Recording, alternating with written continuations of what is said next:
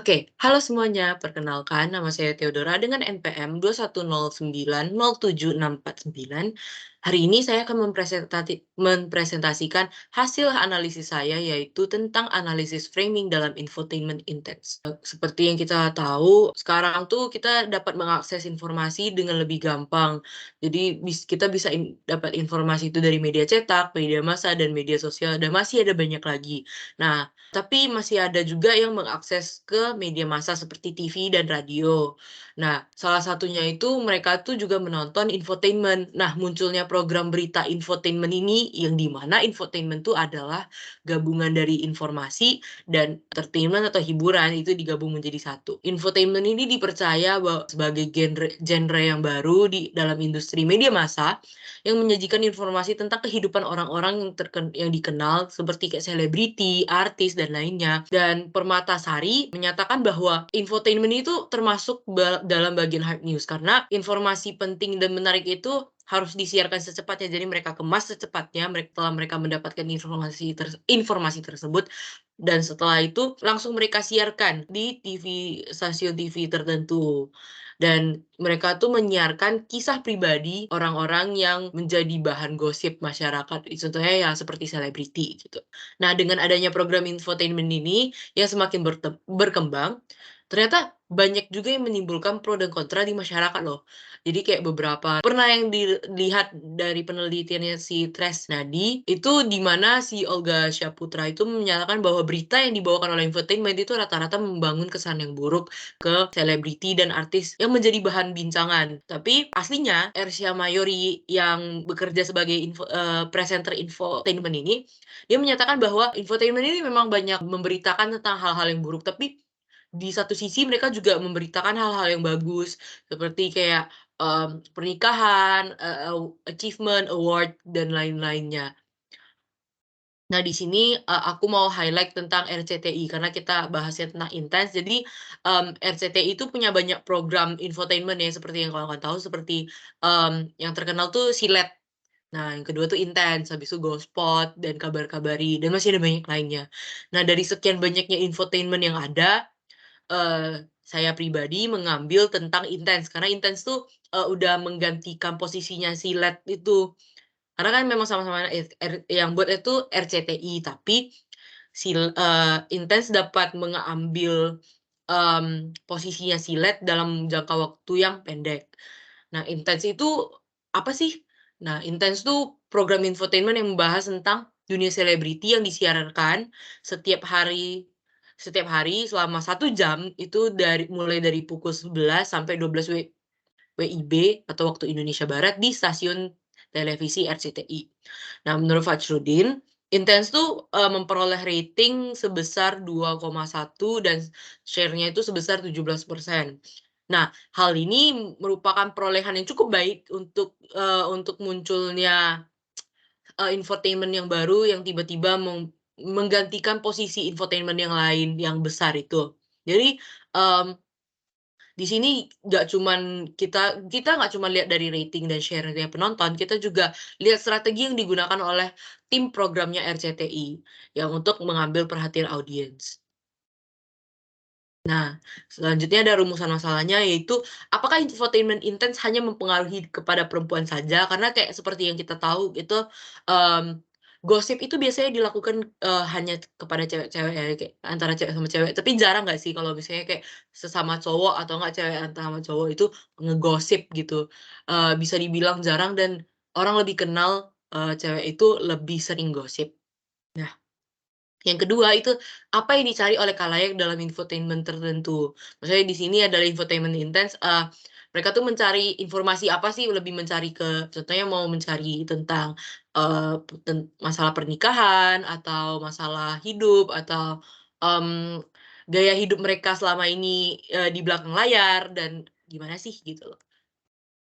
Selanjutnya ada metode penelitian. Jadi, metode penelitian kali ini, saya akan pakai menggunakan, framing yang dari Robert Altman. Karena di sini, metode analisis framing Robert Altman ini dilakukan dengan realitas tertentu. Jadi kayak menonjolkan aspek-aspek tertentu, penyajian isi, dan pemilihan fakta yang tertentu. Karena dalam infotainment pasti ada yang namanya define, diagnose, moral judgment, sama suggestion. Di mana define itu, dia pertama pasti menjelaskan tentang, bagaimana masalah ini, bagaimana hal ini ada gitu, kenapa bisa ada hal ini. Define, diagnose. Diagnose tuh mereka mulai mencari tahu kenapa hal ini bisa terjadi, dan mereka kadang juga mengkaitkan dengan hal yang lain yang berkaitan dengan, orang tersebut. Diagnose, moral judgment maksudnya, moral judgment itu di mana, mereka akan mulai mengkritik menurut mereka sebagai penulis, atau menurut pandangannya masyarakat gitu. Dan suggestions itu lebih ke saran, saran untuk selebriti tersebut atau saran untuk masalah tertentu. Nah, mmm, karena seperti yang teman-teman tahu juga, namanya TV itu pasti ada yang namanya frame. Di mana framing itu menjelaskan tentang, ya apa yang kita lihat, apa yang kita ketahui, dan apa yang kita rasakan dalam satu media itu belum tentu, apa yang benar-benar yang dialami oleh selebriti atau artis atau orang yang diomongkan ini. Nah, makanya, mmm McQueen juga ada menjelaskan tentang framing bahwa, eee, framing itu lebih mengacu kepada proses di mana pesan berita itu secara spesifik dibentuk dan dikontekstualisasikan oleh yang pembuat berita ini dari berbagai sudut pandang yang, dianggap logis dan tertata. Jadi ya, dengan adanya framing, dengan adanya infotainment yang membentuk framing kepada masyarakat, masyarakat akan merasa kayak, "Oh ini ya, ini yang terjadi," dan masyarakat cuman hanya melihat di infotainment tersebut dan jarang untuk, melihat lagi, mengulas lagi berita-berita yang lainnya, yang sesuai dengan faktanya. Seperti yang tadi aku udah sebutkan ada define, diagnose, moral judgment, dan suggestion. Ini merupakan, metode model framing yang dipercaya, model framing yang dipakai oleh jadi ini adalah model framing menurut Robert Altman. Jadi ada define, diagnose, moral judgment, dan suggestions. Oke, selanjutnya ada analisis.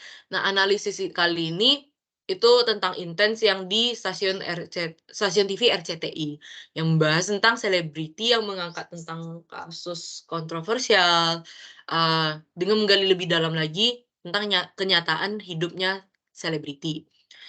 Nah, eee kita bisa lihat kalau misalnya, ngomongin tentang kontroversial, gosip, dan hal yang sama itu bakal meningkatkan minat penonton dalam masyarakat terhadap program infotainment yang membuat stasiun televisi ini semakin tergerak atau semakin berkembang gitu, dalam menambahkan durasi setiap program yang ada di infotainment.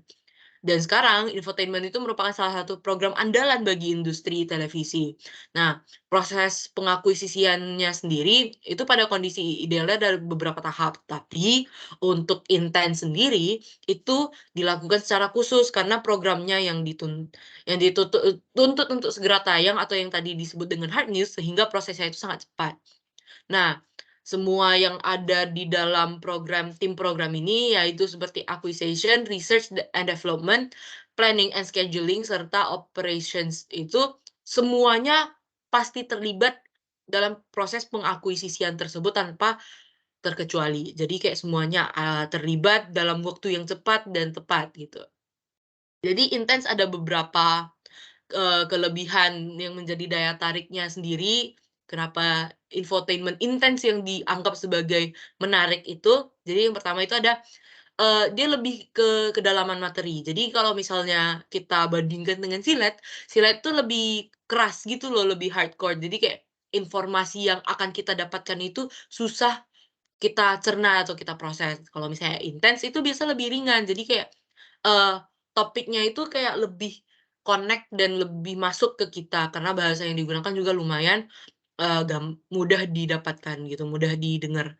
Habis itu, yang kedua itu ada, kalau misalnya kita bandingkan dengan infotainment yang lain yang ada di RCTI khususnya Intens tuh berbeda dari segi mengemaskan beritanya itu, bagaimana informasi itu dikemaskan yang menjadi bentuk hiburan yang berbeda gitu dengan silet, Ghost dan lain-lainnya. Yang ketiga itu ada, mmm, Intens itu lebih ke investigasi. Jadi dia investigasinya hanya satu kasus. Jadi kalau misalnya infotainment yang lain biasanya kan tentang kasus ini, kasus itu, dia kayak ngambil kasusnya itu lebih dari satu dan mengambil informasi lebih dari satu, sehingga itu membingungkan masyarakat dalam fokus dalam satu informasi, gitu. Dan selanjutnya analisis selanjutnya itu ada tentang, kenaikan tentang, penonton laki-laki dan perempuan. Jadi dari apa yang saya temukan sebelumnya, kenaikan ini bisa dilihat pas, contohnya kalau misalnya ada lagi isu-isu hangat, itu, audiens itu bakal naik, rata-rata bakal naik. Jadi kalau misalnya kita pisahkan antara, laki-laki dan perempuan, jadi data audiens laki-laki itu, naiknya sebesar 21% dan rata-rata jumlah pemirsa laki-laki ini yang dihitung itu dewasa ya, jadi kurang lebih dari 20 tahun ke atas, itu di bulan Juni itu naiknya sebesar 21% dan di bulan Mei itu menjadi kayak 1.980 orang, 1.980.000 orang, ya seiring skandal-skandal dan isu-isu yang diangkat itu lagi masih kurang gitu, masih kurang panas. Dan kenaikan ini lebih tinggi di, eee, le lebih tinggi daripada yang di perempuan, karena yang di perempuan itu hanya 15%, di mana dia cuman 313.000 orang. Jadi kayak, kalau misalnya dilihat dari segi persennya, bukan, dari segi angkanya memang, eee, lebih banyak wanita, yang lebih banyak perempuan, tapi, dalam segi persennya, dari persentasenya itu lebih banyak laki-laki.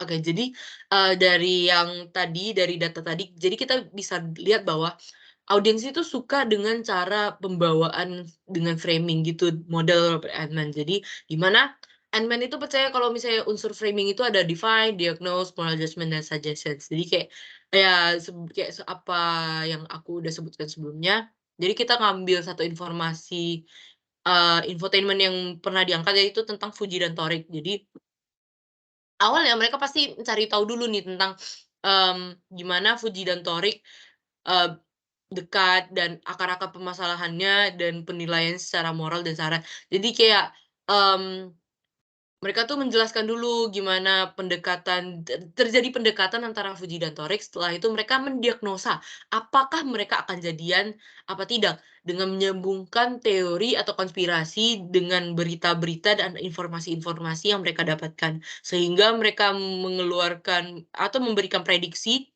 yang menurut mereka itu logis dan yang dianggap benar dari masyarakat oleh masyarakat. Jadi setelah itu mereka akan memberikan opini mereka tentang prediksi tersebut, setelah itu memberikan saran kepada selebriti atau kepada masyarakat. Nah, dengan adanya penjelasan itu, mereka kan bakal jelasin secara detail nih. Masyarakat akan merasakan bahwa apa yang telah disampaikan oleh infotainment itu adalah valid dan benar karena kayak udah dilengkapi dengan data, foto, atau analisisnya mereka. Jadi, dengan kayak gitu masyarakat lebih gampang mempercayai infotainment, tapi pada nyatanya itu adalah, itu cuman, prediksi dari infotainment itu gitu loh. Oke, selanjutnya ada kesimpulan. Jadi, berdasarkan dari hasil analisis, yang dan pembahasan tadi, jadi bisa disimpulkan kalau, yang pertama itu ada proses pengakuisisian sendiri dalam Intens tuh, eee, jadi kita tahu kalau misalnya Intens itu membuat cara mereka mengakuisisikan informasi itu secara cepat dan khusus gitu loh, karena tim programnya RCTI itu tuntutannya itu pasti segera ditayang, jadi prosesnya itu cepat dan semua yang ada di tim program itu pasti terlibat semua dan mereka itu kebiasaan merekanya itu gercep gitu. Yang kedua itu kalau misalnya kita lihat dari data memang lebih banyak perempuan dalam segi angka, tapi, dari segi persentase itu lebih banyak laki-laki. Jadi, kepemilikan laki-laki dewasa itu naiknya lebih banyak daripada perempuan yang dewasa. Dan yang selanjutnya itu, dapat dilihat bahwa audiens tuh suka dengan cara pembawaan mereka, yaitu dengan framing model Robert Altman. Jadi yang seperti tadi saya udah jelaskan, di mana Ant-Man itu menjelaskan itu dengan define, diagnose, moral judgment, dan suggestions. Nah, intens itu menetapkan dan menerapkan framing Robert Altman untuk menarik perhatian khalayak dalam pembawaan informasi dan berita sehingga masyarakat atau khalayak itu bisa percaya dengan, apa yang disampaikan oleh intens. Jadi ini adalah daftar pustaka yang saya gunakan. Sekian dari saya, mohon maaf bila ada salah kata, terima kasih.